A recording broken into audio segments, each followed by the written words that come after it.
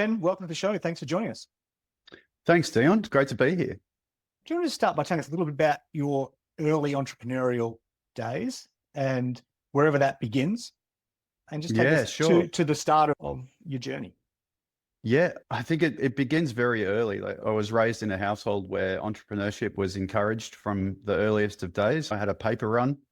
My sister and I used to pick, they're not oranges, they're actually called tangelos. They're a cross between a mandarin and an orange. But we used to pick the fruit off my dad's tangelo tree and take it up to the local markets at French's Forest and sell them at the stall. And that was how we raised money to go on my sister's horse riding camps that I went to, but wasn't super enthusiastic about.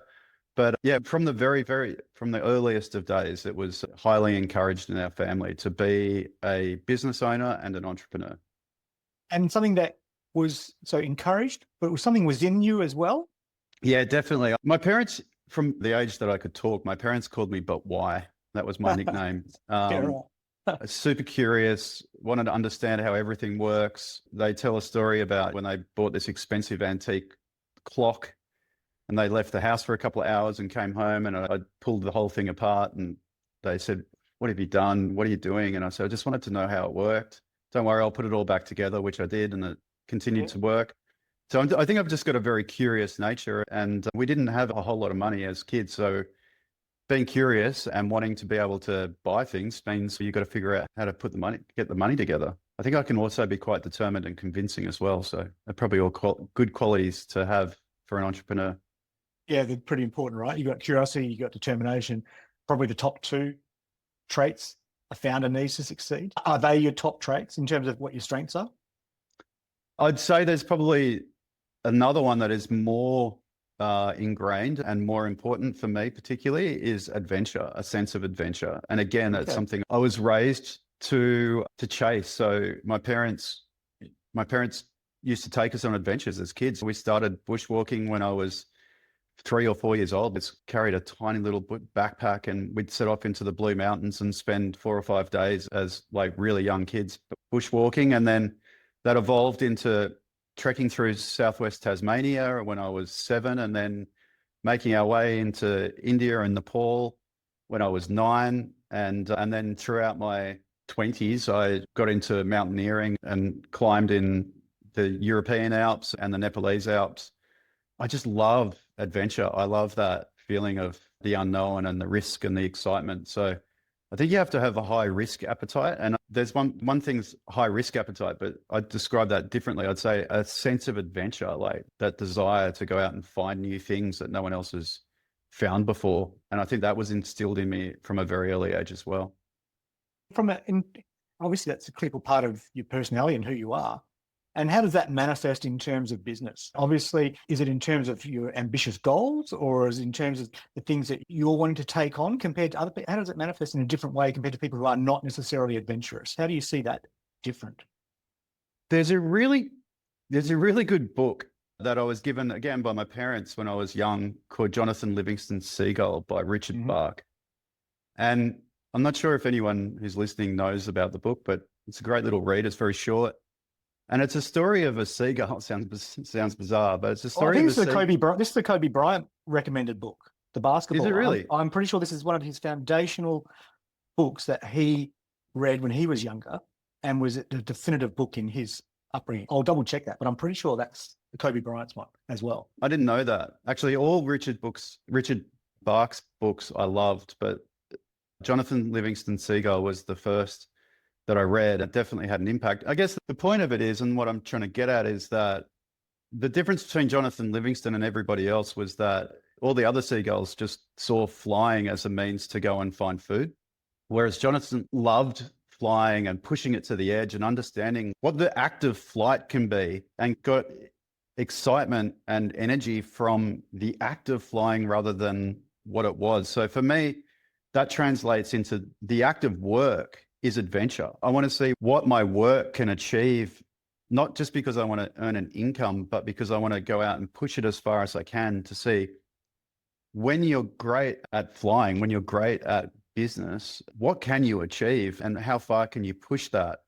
So I think I'm not sure if that analogy is making sense to you, but I don't see work as like a means to an end. I see it as the adventure itself. So Yeah. my entire business career has been like, how much change can I make? How much good can I do through business as opposed to just wanting to make an income? Yeah, I totally get that. And in terms of, just to expand on that a little bit. So obviously you're talking about, you love the process of doing what you do, but that's beyond process. It's adventure. Like you're excited by what you're doing. You talk about seeing what you can do. What's the difference there in your mindset between seeing how far you can go and what it can create versus trying to achieve a goal? Because one, obviously, they're both things you haven't done yet, but one is almost capped, even though it might be aspirational. One is achieving a thing versus seeing how far something can go. How do you see that in your mind as you're thinking along those lines? Okay, so I'll try and line this up with what I've achieved and how I've achieved it.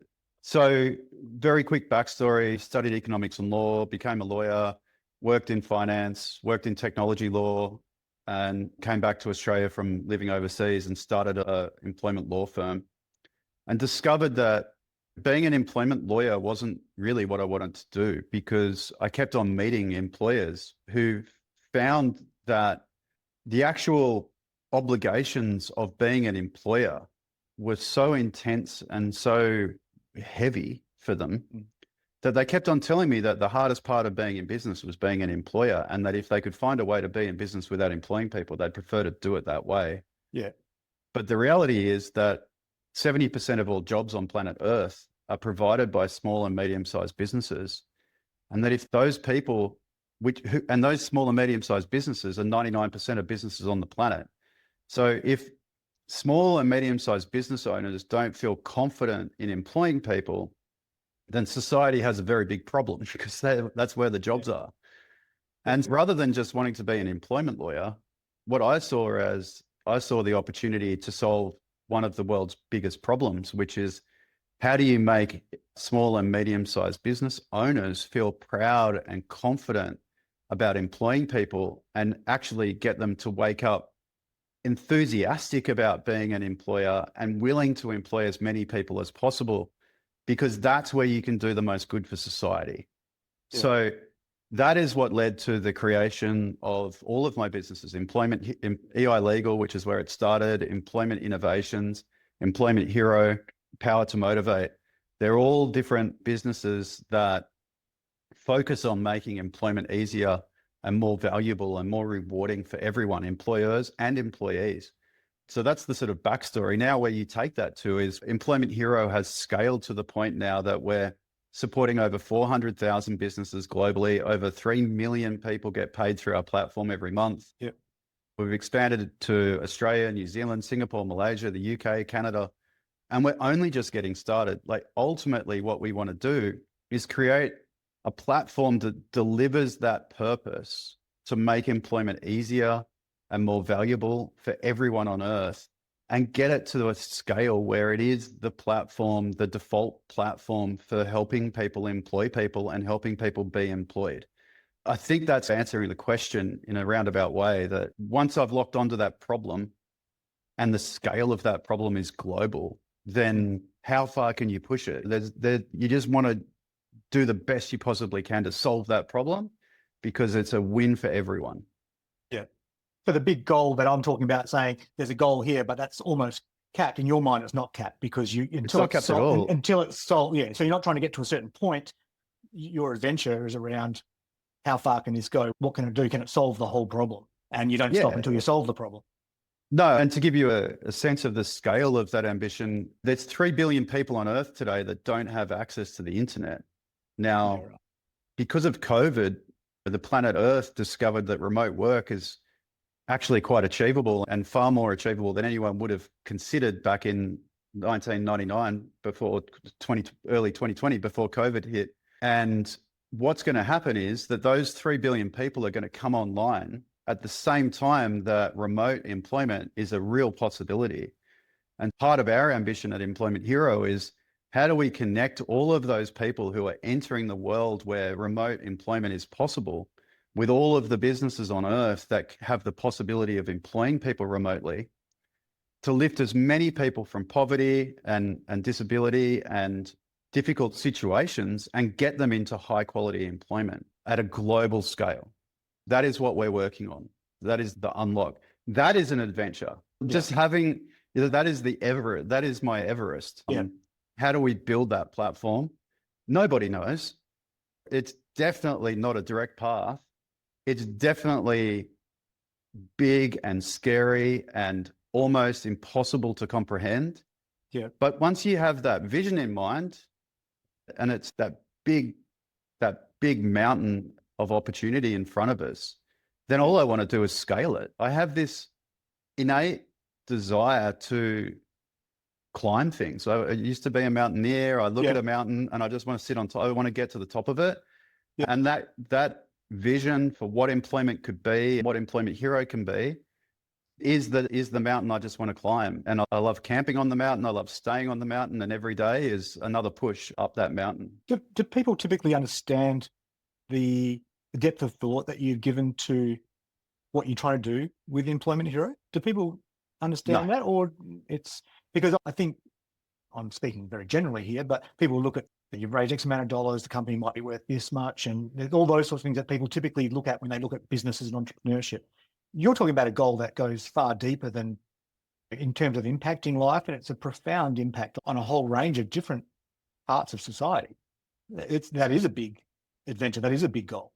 Absolutely. It's huge. Yeah. And it's going to take a lot more than my lifetime to achieve. So it's probably something that I've really only landed on in the last 6 months, is that the scale of that ambition goes beyond my working life. And that actually gives me a whole lot of new energy and enthusiasm, because I realize I'm not building something that I'm going to achieve. I'm going to have to build something that sets the platform up for other people to finish the job. It's the old analogy that everyone uses about the guy that's building St. Paul's Cathedral, and somebody walks up and says, what's your job here? He says, I'm building a cathedral, but it's going to take 300 years. He's just doing his little bit. Yeah, no, it's just it's an adventure. The bigger it is, the scarier it is, the more ambitious it is, the bigger the adventure. And that's what I chase. I had a conversation yesterday with somebody, and we're talking about what success is to them. And their point was that for them, success, how they defined it, changed from when they were younger to when they were older and that type of thing. How do you define success, whether it's business or life? And has that changed for you over the years? Yeah, definitely. It's always changing. I think if you'd asked me when I was at high school or at university, I probably would have said to be successful in my career and make a lot of money and not have to check my bank balance when I go to buy something. But now I think, and then during my 20s and 30s, and when I became a parent, it's about raising a family that is going to be successful in their own right. My analogy for parenting is that everybody's a rocket that needs to launch, that your job is to launch it. And as a parent, your job is to make sure that the rocket is pointing up.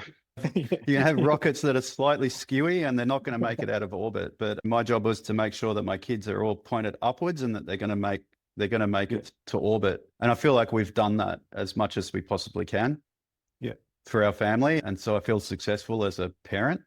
And now that we're moving, I'm 51, we're getting to the tail end of child rearing. Yeah, I guess now I'm starting to look at what's the legacy? What impact can you make on humanity? Just saying that out loud sounds ridiculous, but if we can achieve what we aim to achieve with Employment Hero, then that will have a global impact on society and humanity. And I think that is, to me now, the new definition of success. Yeah, that makes complete sense. And I think it's different for everybody, right? Because not everybody can create something that's going to potentially have an impact on humanity. So that's something that you're defining as success, but that's because it's in the realms of what you can achieve from here, or you can see that's something that you can do. Not everybody necessarily, even people successful in business can make that sort of a dent, right? So everyone's definition of success, I think, inevitably is going to be a little bit different. Yeah, look, absolutely. It should be too, because everyone's got different capabilities, different ambitions. And I'm fortunate enough to have spent a lot of time in the medical system because my son has a rare disease and we have to spend a lot of time in hospital with him. And The amount of gratitude I have for the nurses that are in hospitals that you rarely get to see them unless you get forced into hospital. And Yeah. hopefully most people don't spend any time in hospital. Yeah. But geez, when you do and you realize the passion and the dedication that health professionals have, Yeah. to me, that's the definition of success for them. Like, they are just Yeah. great people that care deeply about helping people. And if you spend your lifetime helping just a handful of people, even if it's just one person, that's a successful life too. Yeah. I And the think difference that, those people make on people's lives, you're 100% right. My sister her son was ill for a very long time and passed away a couple of years ago. And you go through that process, and in some ways you try to avoid it as much as you can, being in the system of around that. And it's not until you're actually, like you say, forced into it and you see the amount of impact and the way they can change your life and put a smile on your face and actually make things far better than they could have otherwise been, just by being as caring as they are and as attentive as they are. That is life-changing stuff, right? yeah, just sitting here thinking about it, I probably revise my definition and say, I think sorry, you asked, has it changed over my lifetime? Definitely it has. And I explained how it has. But Yeah. if I was then to refine it back, I'd say, if you can ask yourself the question, did you do the most good that you could have done during your lifetime? And you can answer that yes, then that is success. Now, what good you did and how you did it doesn't matter. Yeah. So long as you can answer yourself, you can give yourself the answer that, yes, I did. I gave it everything and I did the best I could do. Yeah. What else could anyone ask for? Yeah. Yeah. You talked before about your son and also remote work. And you mentioned earlier around how important that is as part of the foundation of the business and your vision there. Do you want to just expand a little bit on that? Yeah, sure. So on the Friday, the 13th of February, 2020, Employment Hero had a suspected COVID case and we had to move from the office to working remotely. It was relatively early in the whole sort of evacuation process of COVID. And I had spent the previous every day of my career, my working career, commuting to an office and working from the office. And I never questioned it. I just thought that's what you did. That's how you work, is you get to the office and you start working. And when you get home, you finish. But when I had to start working from home, I really started to look at what we could do and how we could do it. And a few things like really hit home. One was from an Employment Hero perspective. We were scaling incredibly quickly. On the day that we left the office, we had 180 people. Yeah. Today, we've got nearly 1,600 people. So the vast majority of all of our staff have only worked remotely for Employment Hero. And we couldn't have scaled, we couldn't have hired enough people nor could we even have an office big enough to accommodate them all if we had stayed office bound. So that was the first thing, was like, wow, what a huge unlock in remote employment is for every employer that needs to hire a lot of people. The second thing was, my son was ill. We didn't have a diagnosis at the time.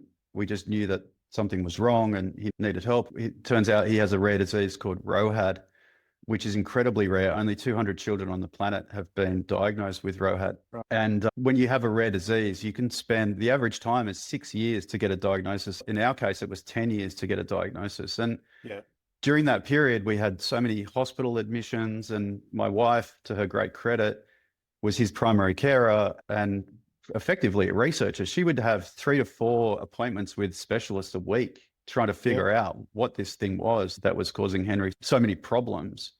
And then it was when we realized how serious it was and how much care he needed, I realized, as a parent of a child with such special needs, I have to be able to be at home. I have to be able to step in and help out. And I'm a carer. I'm a primary carer. And during that period, I realized I have to work remotely. I have to be able to be around. And then it hit home that, okay, remote employment is great for a business that's scaling and needs access to a lot of talent. Remote employment is critical for people like me who are primary carers, people living with disabilities who don't have the luxury of commuting to the office every day, and for people living in remote and regional areas, and now like countries that are emerging from difficult circumstances. and have the ability to work online. A third of the world's population, just under 3 billion people, are just getting access to the internet now. Remote employment gives them employment opportunities that would never have existed until now. And then finally, there's the first principle of if you can work remotely, then geography is no constraint to your ambition, your opportunity. And that didn't exist before COVID. So for all those reasons, remote employment, I think, is really important to me personally. It's really important to me as the CEO of Employment Hero. And I think it's really important to preserve it and to promote it because it's beneficial for the whole of society. Yeah, that's my sort of take on remote employment. I am not a let's rush back to the office type person. I empathize with those businesses who have to have people on site, hospitality, retail, manufacturing, construction. Yeah. No question. You've got to have people on site. But where you employ knowledge workers and you have the ability to allow them to work remotely and productively, it is beneficial. You're doing social good. So don't shut it down for any reason if you haven't considered all of those benefits that it offers humanity. They shouldn't be ignored. Is that something that the market eventually takes care of? I know some people push back on it and try and shut it down in some regards, but is that something that if that happens, it just opens up the pool to people who are more proactive in that area and it makes it, or is it's just better if everyone's all on board? Look, no, definitely. The market will take care of it. It's supply and demand. The genie's out of the bottle. As my dad likes to say, you can't put the toothpaste back in the tube. It's happened. Everyone can see that there's benefits to it. It's not straightforward. There are difficulties that come with it, but overall the benefits are there. And I think you do need a voice though. I think you do need advocates who keep on promoting the benefits of remote employment and reminding people how to make the most of it. And that's another thing. Remote employment exists, but you have to make it work. So there's a lot of education around it as well to help people figure out how to make remote employment effective. You're talking about when COVID hit, you had 180 people and you've since scaled from 180 to almost 1,600. I'm really interested to know the difference between scaling from sort of the start to 180 and from that 180 to 1,600. That's massive scale. And not many people really have done that type of scale. What was it like going through that? And what were the difference between going from the first employees to 180 and then subsequently the next sort of 5 years after that to almost 10 times? Oh, it's a constant evolution. It's a bit like going through a game. Like if you're into gaming, leveling up. Yeah, you kind of you hit this level up every so often that you're not expecting, but you realize, oh, I'm struggling here. There's something not right. And then you realize, oh, I've got to solve for this. And then eventually you solve for each stage and you move into the next level. You think you're through it. And then again, happens again. I guess like the obvious things are, and one of the things I love about working with small businesses who are the predominant clients of Employment Hero is that they have this unique advantage over big corporates. And that is that they run their business like a family. In fact, often they are a family. They know the first name, middle name, last name of every one of their employees. They know their kids' names and their pets' names. They have this collegiate type culture where, and you can get a lot out of a business that's got up to maybe 50 employees because you know everyone so well, you know how they operate, you know how to get them aligned and working on the right things. And I think up to about 50 is where you can do that. And maybe it's even less, maybe it's 25, and then you have to pass through it. You got to bring in a few systems by the time you get to 50, but you can get to a pretty decent size and still get a lot out of people. And then all of a sudden you go through that 50 mark and you realize, hold on, why are we hiring people to do this stuff? I used to be able to do this, or other people used to juggle this and still get it done. And all of a sudden now you've got people who are just doing that one job, and you start to question. That's because you've now got to a point where people have to specialize and you need structures and you need all these things. That's probably like 50 to 250. And then you get to the point where you can't see everyone, you don't know everyone. And that's all about systemization. Yeah. And you need good operators. You need to bring in like really good, experienced operators, a COO, a CRO, all of these types of things, people that are experts at just that particular function. And then you get to the next unlock. So we went through that patch, and then all of a sudden you get to the next unlock, which is international. Now I can't even set foot in these places, and I don't know, and I'll never see them, most of these people. And that's like a whole new thing. And that's where we are today, is we're in 6 different countries and you're playing whack-a-mole. It's one region hits its target and another one doesn't. The next month, it reverses, and it's like, why is that happening? And what's the dynamics of each region and each culture within each region? And you're playing, it goes from playing a game on one chessboard to playing a game with six chessboards simultaneously. Yeah. So yeah, it's just it's exciting. It's a constant evolution. You feel like you've just got on top of it, and before you know it, you've hit a whole new set of problems that you have to solve for. But again, that's adventure. That's an adventure as I see it. Well, was there one phase that was more difficult than the others, that really stood out as being a more difficult phase, or took longer to solve than you thought it might otherwise compared to others? Yeah, they're probably, I wouldn't say maybe it was more difficult. I don't know. I'm one of those people that it's a bit like pain. Once you've experienced it and it's behind you, you can't recall it. You can't feel it again. You can only feel it when you're going through it. But there was a point at which we had an internal mantra, which was get out of your own way. And so I feel that it's when we scaled from about 100 people to 500 people. And what happened there was we kept on, as a leadership team, we kept on coming together and saying, oh, we've got this bottleneck over here, and I've got this bottleneck over here. And everyone's so busy trying to solve for that themselves but they can't solve it because there's just too many things you're juggling. Yeah. And we used to when we'd see that, we'd say to that person in the leadership team who we could see that was struggling to scale through a problem, you've got to get out of your own way. And that means, where you can, pause everything for a minute and go and hire the best people to solve that problem for you, rather than you trying to solve it. Yeah. And so that was just, this mantra, get out of your own way, was go and hire the right people to help you solve that problem, because there's no way you can do it alone. You just don't have the time and capacity to do it. Yep. But finding the time then to go and hire those people becomes a problem in itself. But that's the bit. Get out of your own way meant going and finding and hiring those people and training them, getting them in as quickly as you possibly can. Yeah. So I think, that there was a period, I'd say it was, like between 100 and 300 or something, where we were constantly just saying to each other, get out of your own way. Yeah. Get out of your own way. That's interesting, because it's like a machine at that point where you can keep running the machine, but if you're trying to fix something yourself on the machine, you can't do it. You're better off stopping the machine, if you like, getting the people into, I don't know, for lack of a better description, change the tire or do whatever has to be done to service it, to fix that problem, so then you can keep on going. But you've got to stop and fix it. But you can't stop, unfortunately. That's the other thing. As best you can, right?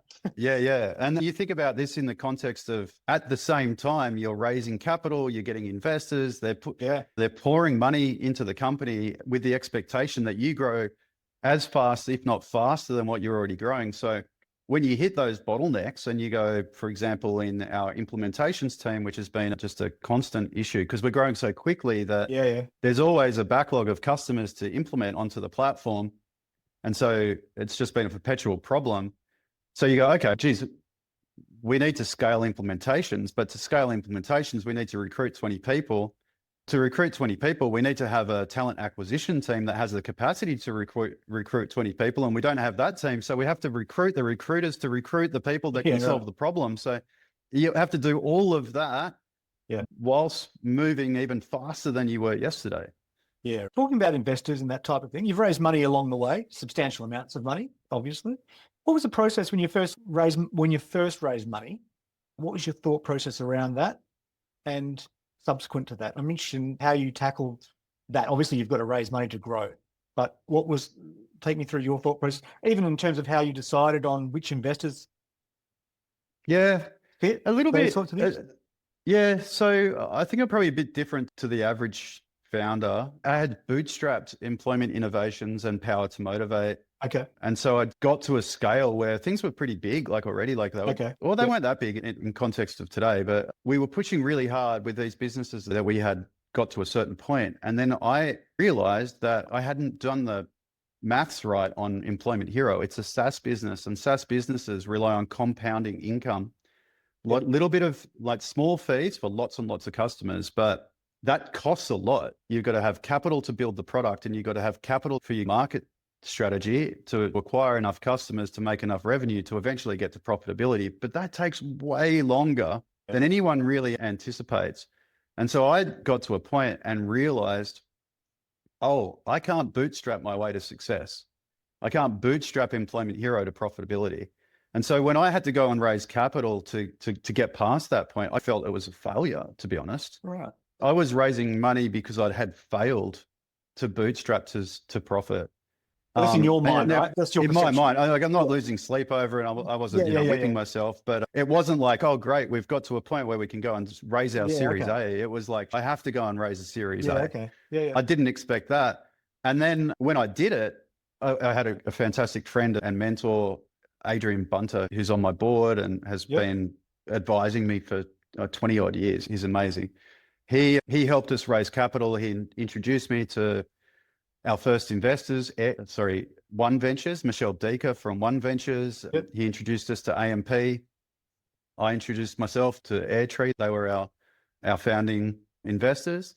So Adrian was a big help in that way. I guess the thing that sort of happened that I wasn't expecting either was that I was juggling a lot of balls at the time. I was the CEO of Employment Hero, Employment Innovations, Power to Motivate, and I was a founding investor and director of KeyPay. So I had a lot going on. And our investors said, Ben, we want you to separate yourself from all of your other ventures and focus entirely on Employment Hero, which is fair enough, like completely the right call. I'd do the same.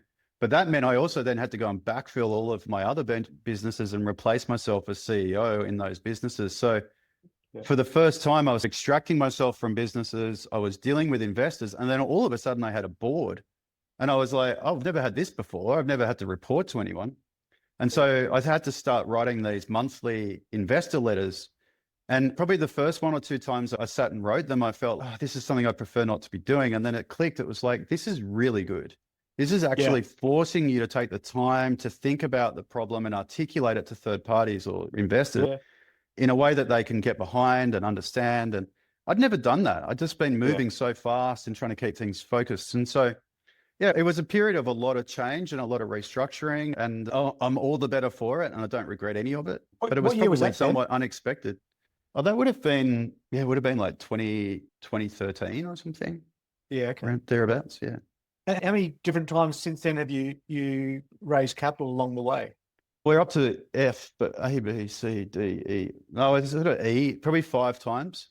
And we also had a period before that where I did venture debt with Partners for Growth, which isn't really like capital raising so much because you've got to pay the money back. But so you'd probably say 6 times. Yeah. And actually also I was involved in Power to Motivate in a business Carlton Group, or Carlton One, which was based in Canada. And we were doing cap raises for them as well. So I don't know this, but it's probably like a dozen times I've raised capital. Yeah. It's actually a process I really enjoy, thankfully. I was going to ask, how have you found that process? And the more you do it, is it something that you become, if not you're already comfortable, but more comfortable with, and I guess better at as you go, even though the numbers are increasing and it's different each time, I'm sure. But is that something that you just experienced by doing? Yeah, just experienced by doing. You've got to get good at pitching. You've got to get good at selling yourself. I think Australians undersell themselves. I look at American founders, they're much better at self-promotion than we are. Yeah. I also find it quite exciting. You get to meet people, and I did a few sort of crawls up Sand Hill Road in Silicon Valley and met with all these and saw the most beautiful buildings and just lots of cool stuff. I really enjoyed it. But you also have to convince people, like, A, we're worth investing in, but B, you've got to bet on me and my vision. And the frustrating part of capital raising is that they go, yes, but then they go back to a spreadsheet and they judge you on the spreadsheet and they say, yeah, but the spreadsheet doesn't align with your vision. And that's where you have to take a bet on me. Yeah. Right. And finding those people who are willing to take a bet on you, on your vision and your ambition, doesn't necessarily align with people who are good at spreadsheets. And they're the people that you're often speaking to. So you've got to find the right ones. Is there a big difference in terms of dealing with Australian VCs versus US VCs as you've done that? And do you have to adjust the way you pitch or talk to in different countries? No, not really. We were lucky. By the time we had American private equity, really, we've got, at the moment, we've got Insight Partners, TCV, and KKR all invested. By the time we got those investors onto the cap table, they were approaching us and we weren't pitching them. All of my pitching in the US was unsuccessful for one reason or another. And mainly because we were Australian centric. We still have 80% of our revenue is Australian. So a lot of US investors said, if you were doing this in the US, I'd invest tomorrow, but you're doing it in Australia and we don't invest there. Or we invest there, but only for businesses who have already expanded into the US. Yeah. One of the things that often comes up is things like people get approached to sell the business, or some people go down the path of listing the business and that sort of stuff. That's presumably ideas that have crossed your path. What was the reasons along the way where you've discounted those, or have you discounted those, or what was obviously you stayed private and that's your preference. Yeah. Can you take us through your thought process there? Yeah, it's pretty simple, really. An IPO is probably the easiest one to talk about. An IPO is a liquidity event. It typically happens when an investor needs to liquidate their investment in you, or needs to return their funds to their investors. And so they push for an IPO because it gives them that liquidity event. In our case, along the way, there's been liquidity events for our early investors because subsequent investors have come in and bought secondary capital. So those events have taken place. And so therefore we haven't had the pressure to list publicly. And so we've had time on our side and just a structure on our side that supports those liquidity events along the way. If there comes a time where an investor needs a liquidity event and an IPO is the most obvious beneficial liquidity event for the business and the investor, then we'll IPO. We're not there today, and we don't have any pressure to do that today. So it just hasn't happened. Like that's not the situation. And in terms of selling, no, that would be getting heli-vacked off the mountain before I get to the summit.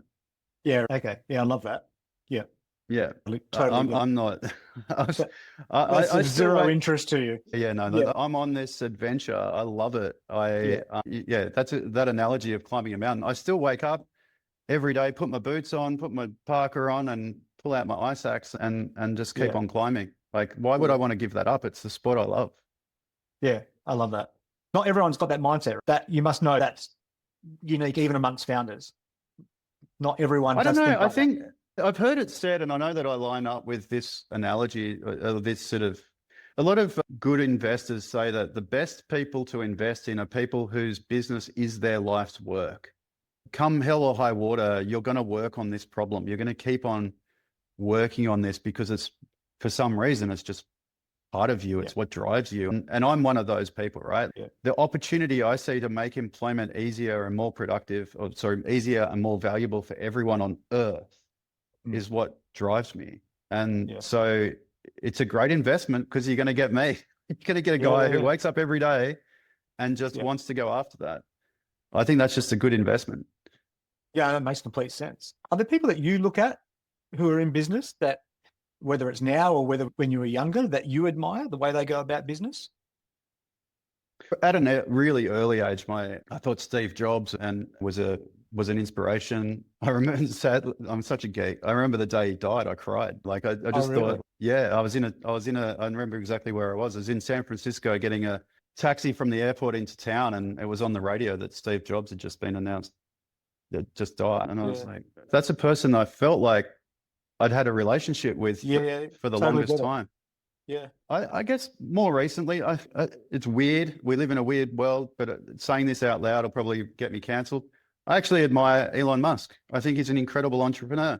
I think he's achieved incredible things, and he thinks from first principles and has incredible ambition and actually does things for the benefit of humanity. Weirdly, it's unpopular to say that, but I think he's an incredible entrepreneur and businessman. Yeah, I think these days, for some reason, society has trouble distinguishing people's business success and things that they're doing in one area from their political views or motives or whatever it might be. They don't have to relate. I think you can look at the guy and say, without having to cancel anybody, he's an incredible businessman and has built multiple multi-billion-dollar businesses. That's just incredible. So you can respect him for that. You don't have to agree with his politics. So yeah, feel free to say whatever you want on that. I think it's incredible, right? What he's done. How many people can do that? Very few in the world. If very few can do at the scale that he's done it at. Yeah. So yeah, I totally get that. What about books? Do you read many books, or are you too busy doing what you do? I read a lot of books. I listen to a lot of podcasts. I watch a lot of YouTube videos. I've said this on other interviews before, but I don't know why or how, but I am one of these people. Every day I wake up, with a desire to imbibe as much new knowledge as I possibly can before I fall asleep. And I will fall asleep learning. Like I will literally fall asleep listening to a book. At the moment, I'm listening to When Is Enough or What Is Enough from Barista to Billionaire. I can't remember the author's name. Never Enough by Andrew Wilkinson, I believe. Yes, that's the one. Also listening to The Precipice, Existential Risks. Yeah, really interesting book. Is that about AI or is that something else? It's about existential risk to humanity and how humanity can structure to basically alleviate those existential risks. It does definitely cover AI, nuclear weapons, all sorts of, there's sort of 5 major problem areas and how we should address those. I'm obsessed with learning about AI. We're using heaps of AI in our business today. Yeah, I am an absolute vacuum vacuum Hoover, I should say, in terms of just knowledge. I just cannot put enough knowledge in my head. My son said to me the other day, he said, I've just done some maths. This is my 22-year-old son. Yeah. So I did some maths today and I figured that I've spent about 4 hours a day since the age of 15 on social media, which means I've spent 1.4 years of wasting my time. And I said, that's not being fair on yourself because we would have just read books. Like we didn't have social media. So when I was younger, I always had a book in my bag, in my pocket or whatever. I was just constantly sat at a train stop, you'd read a book. You got on a plane, you'd read a book. I was like, I don't think you should judge yourself that much. He goes, Dad, that's not fair coming from you because you're somebody who doesn't, if you were reading a book, you were reading a book for purpose. I spend time on social media that does nothing for me. So I don't think it's fair for you to compare your book reading with my social media waste. All right, fair enough. Modern problems, right? Just on the AI topic, how big my view is it from an investment perspective and different ways to invest in and all that sort of stuff. But I personally think that the AI revolution, or whatever you might want to call it, is probably the single biggest advancement in human history. Is that something that you concur with, or do you have a different view on it? Absolutely concur. Yeah, I don't have the fear that AI is going to replace jobs. We're going to end up with a lack of work for humans because I can see it. I can see it every day. What AI is doing for us is giving us the capability to stretch our abilities beyond what you're naturally capable of doing. As an example, using deep research, you can get more done in an hour than what you could get done in a week. And as AI develops and its capabilities become stronger, I actually think you'll be able to sit here in front of a desk with AI at your side, effectively, and your prompts are these big pushes out into the universe that can do amazing things you could never have done before. But you can launch, like you write the right prompt and you're launching a project out in that direction that's going to go a long way without your effort, like without you being there the whole time. Yeah, you don't have to do the work. Yeah, and then an hour later, you can fire another missile off in that direction, and it's going to go a long way in that way. And then you can fire another one in that direction. Previously, you would sit there and work on one thing that could only go so far. Yeah. When you have that, when everybody has that capability to just achieve so much so fast, the economy is just going to explode in terms of growth, GDP growth. In terms of productivity. And in terms of productivity. And what you're going to find is, let's say that the GDP is 10 times larger than it is today. There's still only going to be 8 billion people on Earth. And what happens is that as a proportion of global activity, human labor becomes the finite quantity in the economy. Whereas at the moment, it's the driving quantity in the economy. Yeah. And if we become finite, our creativity, our foibles, our errors become unique and finite, then they become more valuable, not less valuable. So my guess is that's phases, right? Because we're going to have phases where you'll go into the knowledge part, the thinking, because when you're able to put together those prompts and questions, you're only limited with AI eventually by how good your questions are and the prompts are. The better you get at that, the better off those missiles are going to be that you're firing off in terms of that. The part before that, I guess, is around jobs that can eventually be automated and taken office. But I guess that down the track, that even the parts where you're talking about us, it being a human's thought process and the prompts being the finite part of it, presumably then there's another phase later on where AI does that better than we do. Not really, not the fallibility. I'll give you an example, right? So my daughter is in musical theatre. She's a great singer. Yep. And imagine if AI could sing, and it will be able to sing, right? It can speak, Yep. and shortly it'll be able to sing. It'll be pitch perfect. Yep. If you asked AI to sing an opera, what's the enjoyment in listening to it when you know it can't make a mistake? It's perfect. Yep.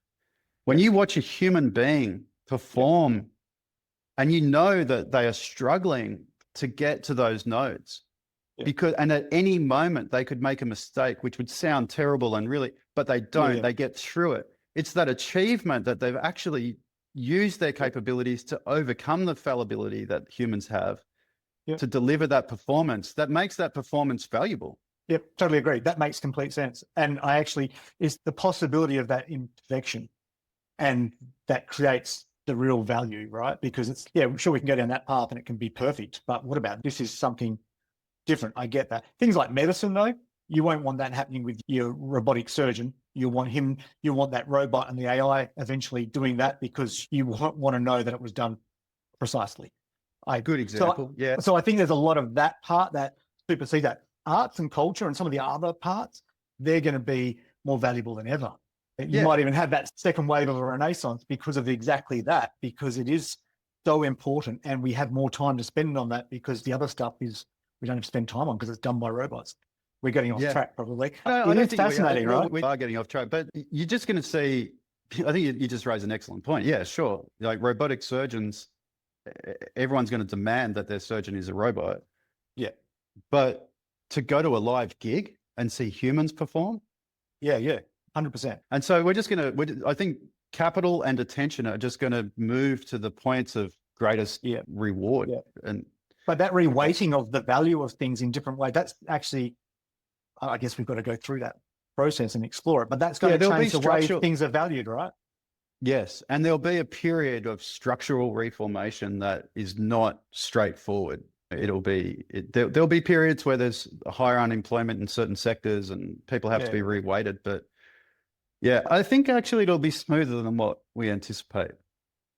And that's a critical part of what you guys are doing in terms of innovations within your business? It's a huge part. Yeah. So at the moment, it's all about employing people easier and streamlining things with the benefits of AI. But we're working towards a point where at the moment, we're doing a lot around recruitment, where we've entered the recruitment space and we're matching skills and talent with employers.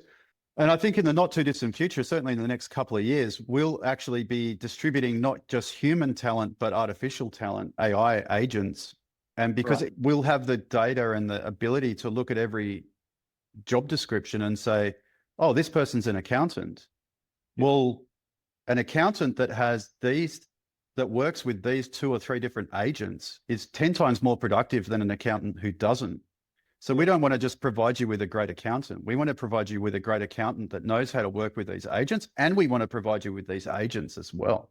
Now, those agents might come from third parties, but I think it'll be all about the augmentation of human abilities with artificial abilities, and the people who augment humans in the best ways possible will be the most successful.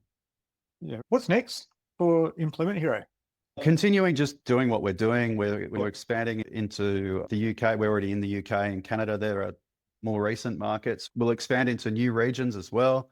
Talent is huge for us. Like we're building a 2-sided marketplace, is just deep in that at the moment, and continuing to expand that. And then another area that is like the next thing is Hero Foundation. So we have this unique opportunity to do a lot of additional good. Back to what I was talking about with helping connect people who are coming from developing countries with employment opportunities online.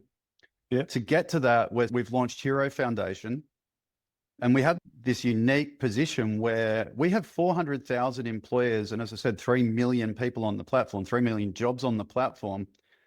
And then there's this huge sector of charities and organizations that help people from difficult circumstances find work. And we become the conduit between the two. So Hero Foundation has partnered with around a dozen of those organizations, people who are trying to find work, re-enter the workforce, working parents, people who have escaped domestic violence, all sorts of difficult situations. And we are then presenting those candidates to the employers on our platform and helping connect those two things. And so Hero Foundation has a really unique opportunity to help find employment for people and make that work. And we're just getting started. We've only made 4 placements so far. And in the last couple of months, we've made our first 4 placements. But that is the part of the business that I want to scale globally and digitally to connect people from all over the planet with the best quality employment opportunities that are available for them. And so Hero Foundation will become a global foundation that specializes in helping people who want work find work in much faster and better ways than have ever existed before. Yeah, right. Been awesome to hear about your journey and hear the story. Love everything that you've talked about. It's been really great, mate. Thanks for coming on the show. Oh, absolute pleasure, Dion. Thank you for having me. I appreciate the opportunity.